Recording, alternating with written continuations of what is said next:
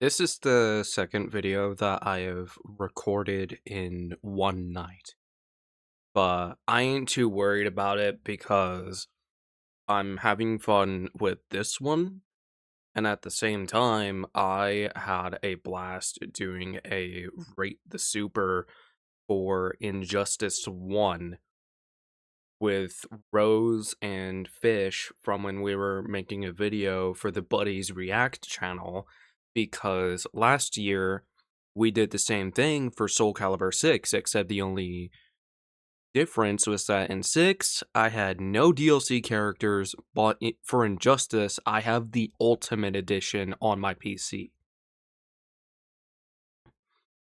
So, just want to point out those fun facts before we get into the meat and the potatoes of this video, which, speaking of that,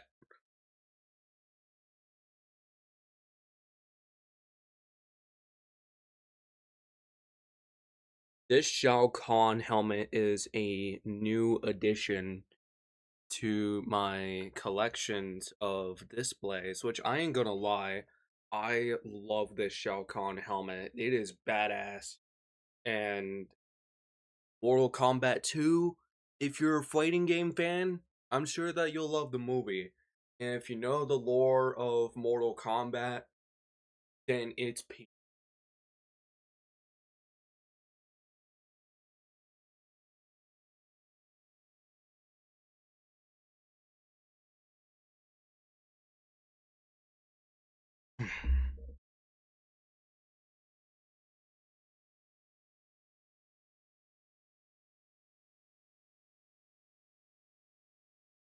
and I agree with a lot of Mortal Kombat fans saying that the second movie is better than the first.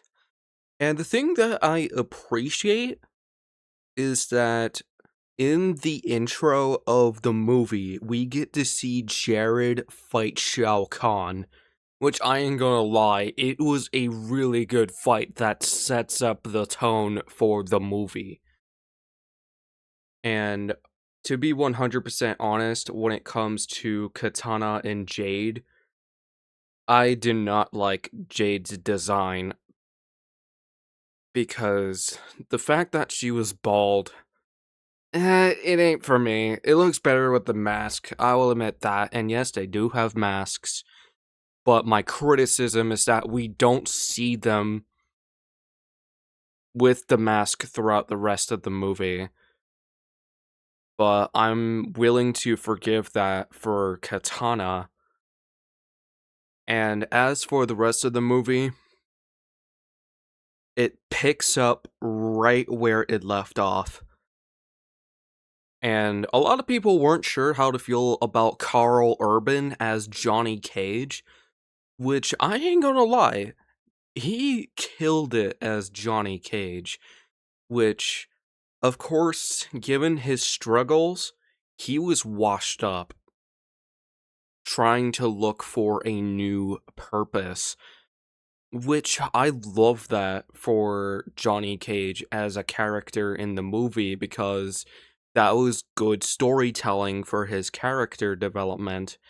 And he was like, oh, wait a minute, why am I in a tournament? I don't even know how to fight. And later in the movie, he's like, okay, I'm gonna pick this back up and do what I can. And as for who each character fights, I'm not gonna say who Sonya fights because that would be a spoiler if I did say it, but I'll say this much. Two iconic stages are in the movie. And what happened to Cole Young was unexpected, but same case with the Sonya fight, I'm not gonna say it because I would be spoiling it if I did. Kung Lao versus Liu Kang, that was the most emotional fight in the movie because Kung Lao came back as a revenant, which comes to show that Quan Chi is in the movie. And we saw in the trailers that Kano made a comeback, which he was resurrected, but not as a revenant, which is good to see. Which, honestly, I thought Kano was going to be a piece of shit like how he was in the first movie, but nope. He's like, alright, I'm helping these idiots out. He said that in the movie, so I'm just quoting what he said. And as for Raiden, I ain't gonna lie, his design is game accurate, which is nice to see, but I honestly feel like that he needed more screen time, but at the end of the day, it is what it is, and it's nice to see that everybody else was able to have as much screen time as one another. And you remember Shinnok's amulet from the first movie? It's there. And Shao Kahn as a character, bro, he was aura farming in the movie, which is insane to see because usually Noob Saibot would be the first character I think of when I think of characters who would aura farm in Mortal Kombat. And Noob Saibot versus Scorpion was badass to see. And from when I heard him say, "Get over here," I was like, oh my god, he said it. And the thing that's nice about it is that we got the classic version, which, to be 100% honest, from when Hiroyuki Sanada said it in the first movie, it's good, but not iconic.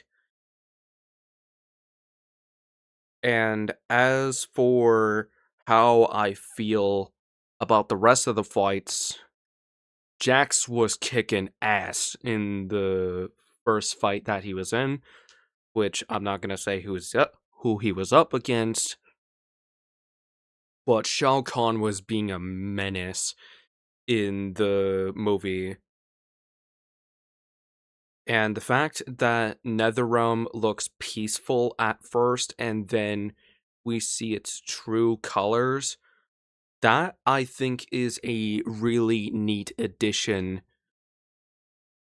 And as for Johnny Cage, he ended up being the main character instead of Cole Young, which caught a lot of people by surprise, but to be 100% honest, I can understand why.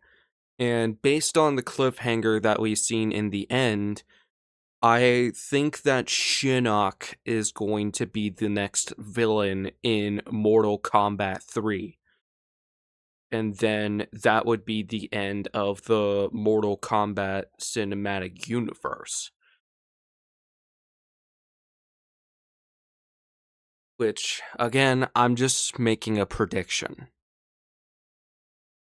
And as for who else we see in the movie, which I'm gonna be honest, I hated Baraka's design in the movie because the mouth was just too big and it looked goofy. But Channing Tatum did really good. And the Johnny Cage versus Baraka fight was fun to see, and then we got a funny result out of it. And yes, Johnny Cage does do the nut punch. But what Baraka did afterwards was unexpected.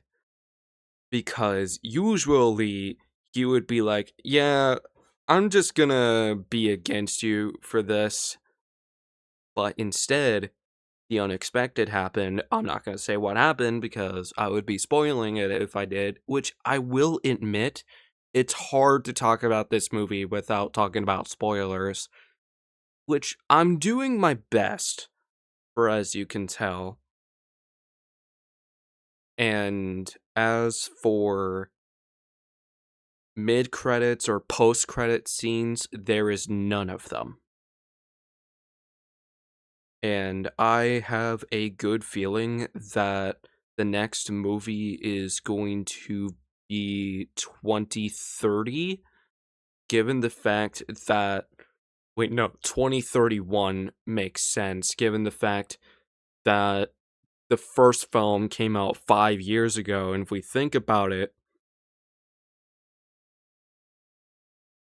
Yeah, 2031 is 5 years later. So if we do the 5 year gap between the movies, then that gives more development to where the script writers can give source material that is respected and give us more story for the movies.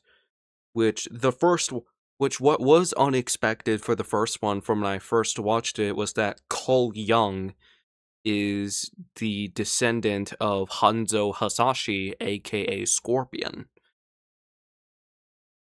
Which I ain't gonna lie, Hanzo's character development is well written, which is why that he is the poster boy of the Mortal Kombat games. And the mascot of NetherRealm Studios.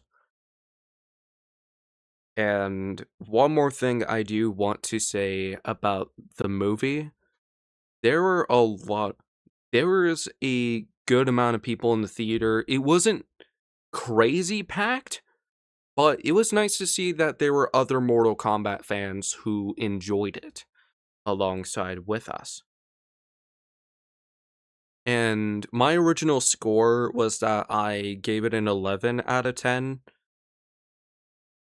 which I feel like that's a bit too generous thinking about it, but it is a 10 out of 10 if you're a fan of the games, know the lore of the characters, and know what is up with the video games. Like, for example, with Five Nights at Freddy's, both movies in that matter, you have to be a fan of the games to fully appreciate what is there. And when it comes to Super Mario, which I watched last month, it's speculated that the next Mario movie is going to be Super Mario Sunshine, which, to be honest, I feel like that it would make a lot more sense if it was Super Mario Odyssey. And hear me out for my reasoning. If we do Super Mario Odyssey instead of Sunshine, we get to explore a lot more cities to where the other kingdoms alongside with the Kong kingdom gets a lot more character development, like the Penguin Kingdom, the Yoshi Kingdom, other iconic Mario places, even the modern ones would be nice to see. And it gives us a good excuse to get both Daisy and Pauline in the next movie. And as for my other thoughts about the movie, that can be a whole other story for another time in episodes something I don't know yet, but it'll be a whole other story for another time in the All Things Nerdy podcast. And as for the rest of the films that I am excited to see, Spider-Man Brand New Day is one that I am excited to see.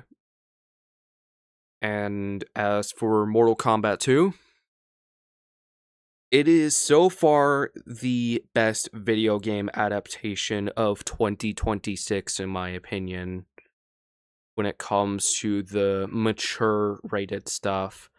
And as for animated video game adaptations, it's going to be hard to top Super Mario Galaxy given the fact that it sets up for the Super Smash Bros. Cinematic universe. See you all around, and if you want to hear my thoughts on for when I explain spoilers,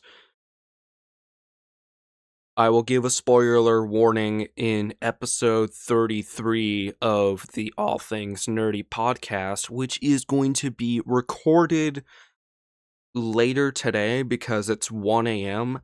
at the time I am recording, and it should be out on Wednesday. So this means that I am slowly but surely making my return to content creating.